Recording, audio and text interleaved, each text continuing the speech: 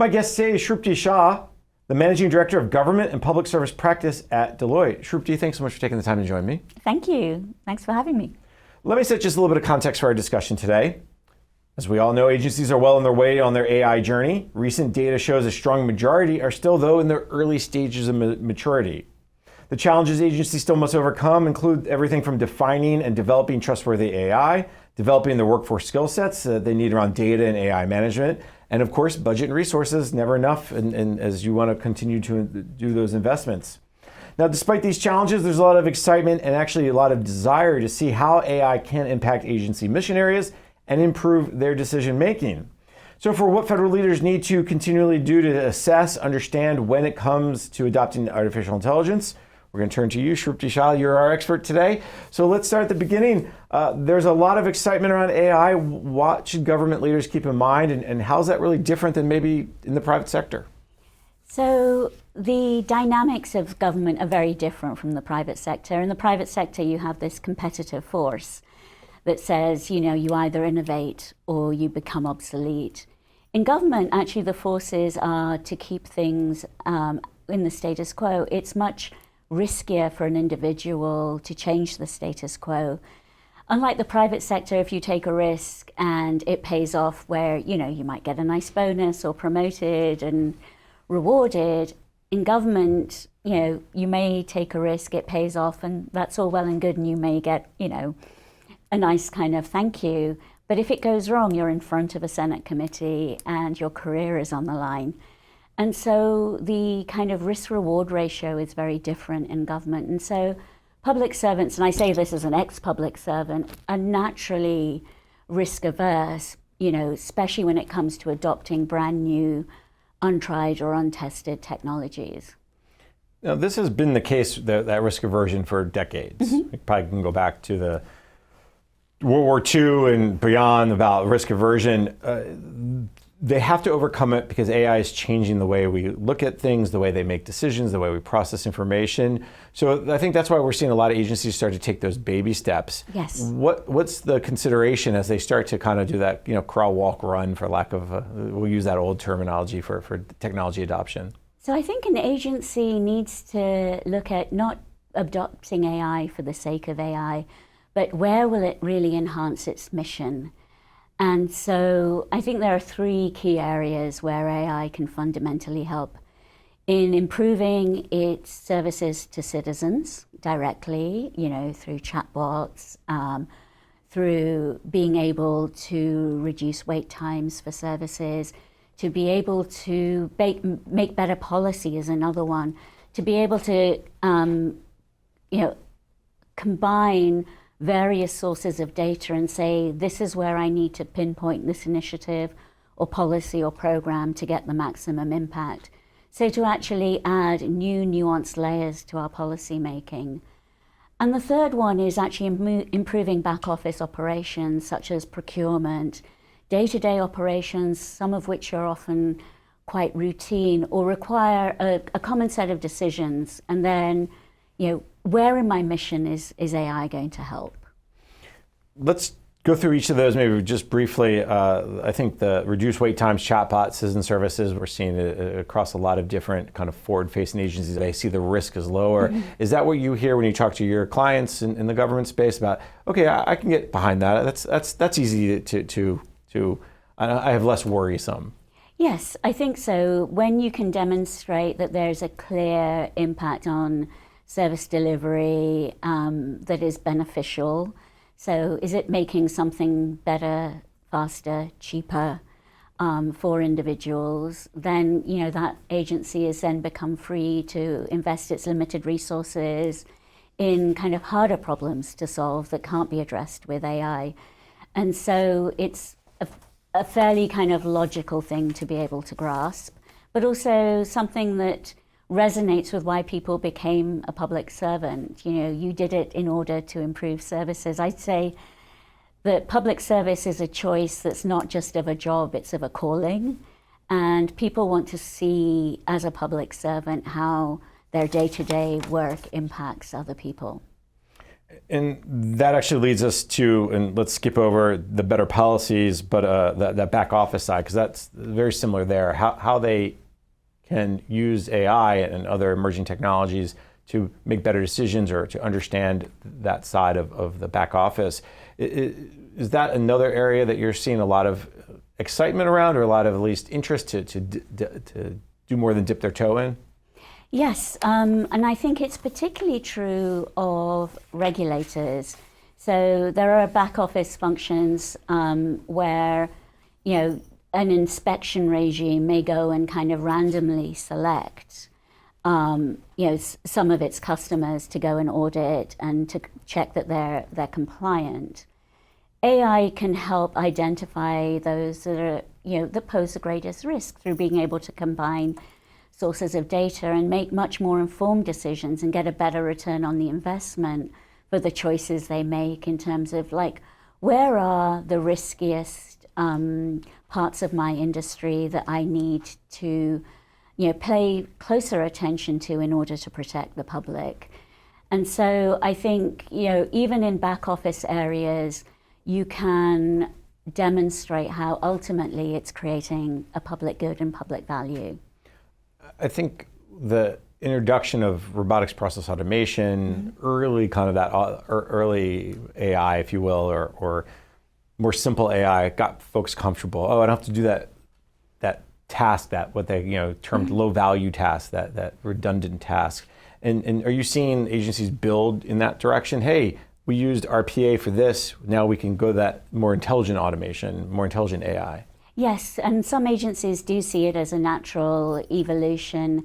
But I think AI is more than robotics process engineering kind of 2.0. It's an opportunity to radically rethink, how the business of government is done, and provides capabilities beyond routine automation of routine tasks. And so I think while it helps, in that journey of level of comfort, to go from RPA to embracing limited uses of AI, it's part of a continuum and a journey that I would say is a middle rather than the end in itself.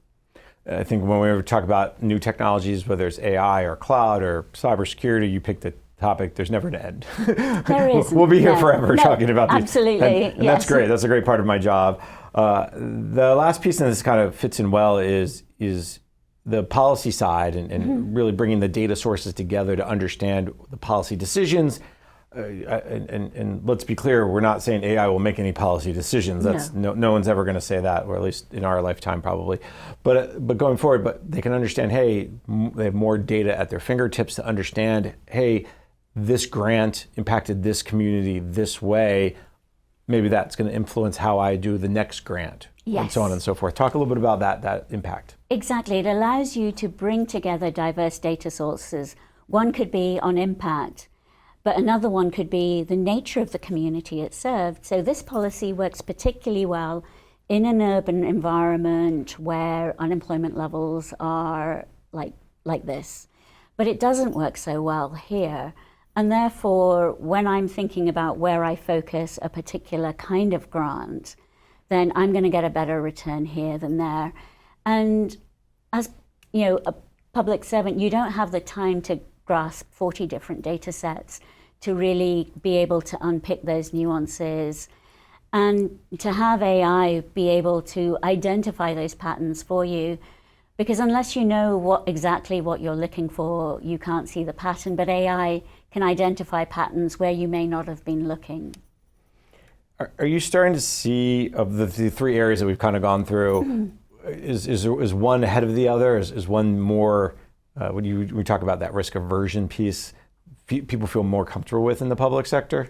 I think people are more comfortable with the use of AI when it comes to the direct delivery of citizen services, because they can see an immediate impact in reduced wait times or better citizen satisfaction, better engagement, etc. So that, I think, is naturally the one where agencies are and are likely to feel comfortable kind of dipping their toe in the water.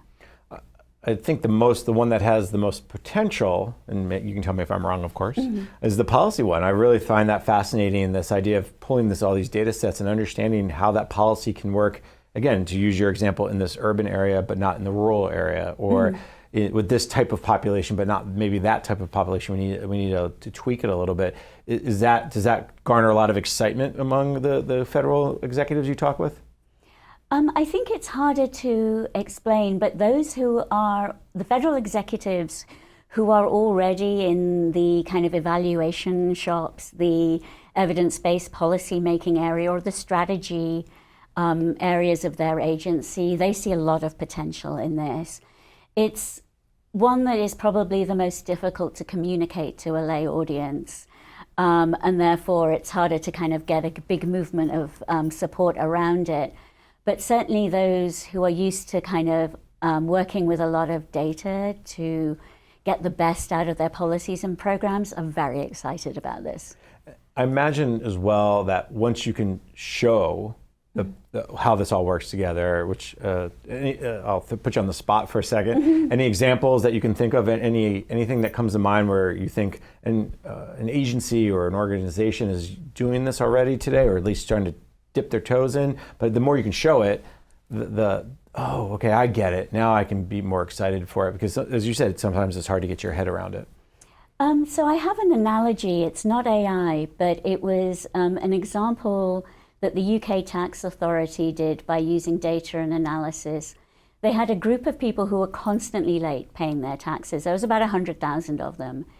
And they used behavioral science, so lessons from how people make decisions, to alter 10 different letters. And one group got the original letter, and 9 different groups got, and they were all randomly selected, a slightly different letter. With one letter, they were able to increase by 30 percentage points the number of people who returned their taxes on time.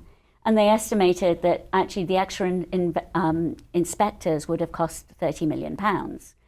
And so I wrote a blog about it. It was called The Sentence That Saved £30 million or $50 million at the time. Great headline, by the way, as a news guy, great headline. And so, like, that's just, a very lay kind of randomized control trial using very simple statistical methods. If you can imagine what's the potential is with AI and advanced calculations of trends and data and analysis, the amount of money that could be saved, or the amount of resources that could be better targeted, and the impact we could have, I think that is truly where the potential of AI really lies. I think there's also another thing, which is bringing more data and evidence and analysis into policy making.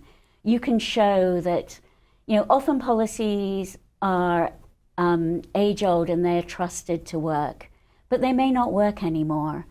And so by really calculating whether they're really effective, it's possible to identify policies that may no longer be working and need to be retired in favor of those that work better as well. So it's not just improving existing policies, but clearing the way for better, sharper policies that may have a better impact on people's lives. I think a lot of agencies and a lot of organizations are guilty of piling on the policies and never getting rid of the old ones. It's like cleaning out the house, right? Yes, we all exactly. Pack rat. Yeah. Shrupti, let's take a quick break. We come back, we'll continue our conversation about adoption of AI. My guest today is Shrupti Shah, the Managing Director of Government and Public Service Practice at Deloitte. I'm Jason Miller, and you're listening to the discussion AI in Government, the Risk of Adopting versus Not Adopting, sponsored by Deloitte on Federal News Network.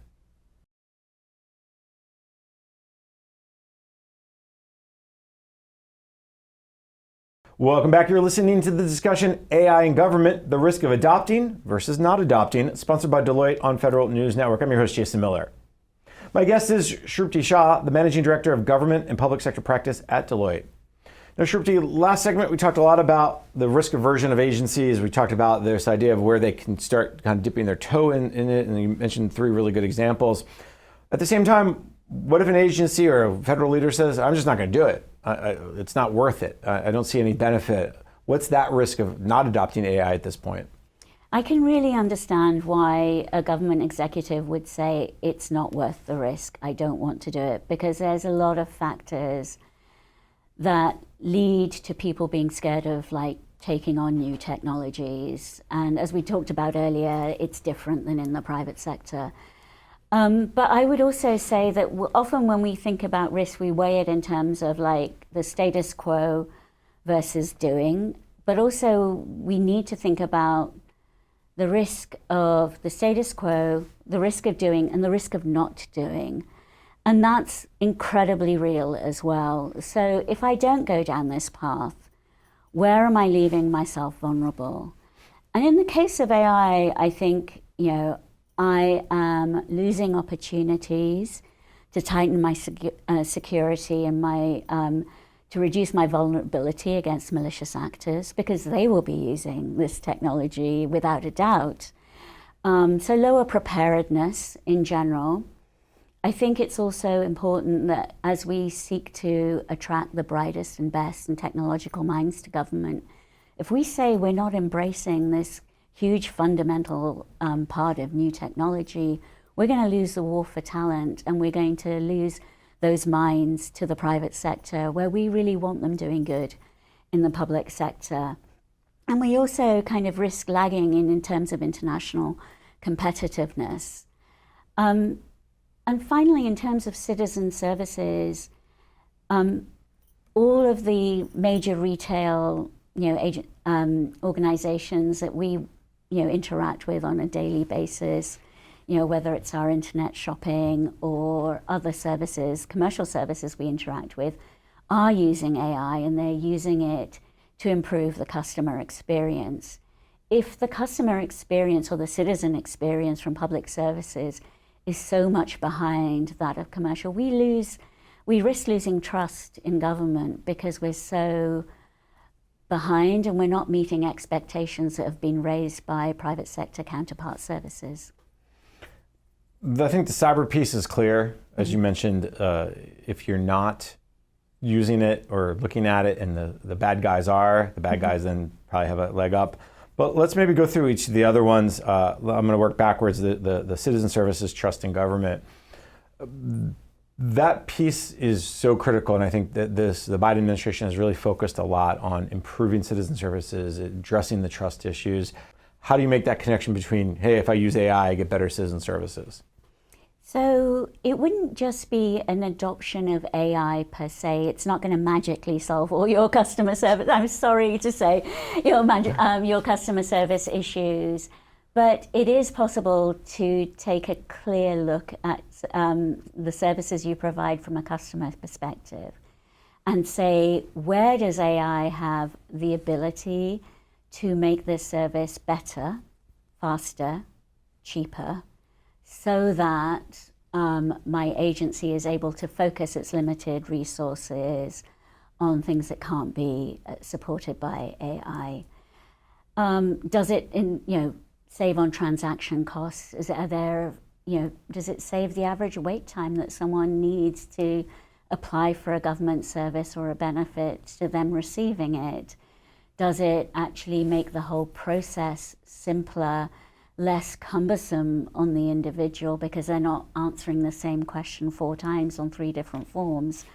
Does it also reduce the amount of human interaction that's needed on behalf of the agency, so those agency workers can spend more of their time doing what they signed up to public service for, which is interacting directly with citizens rather than the pieces of paper?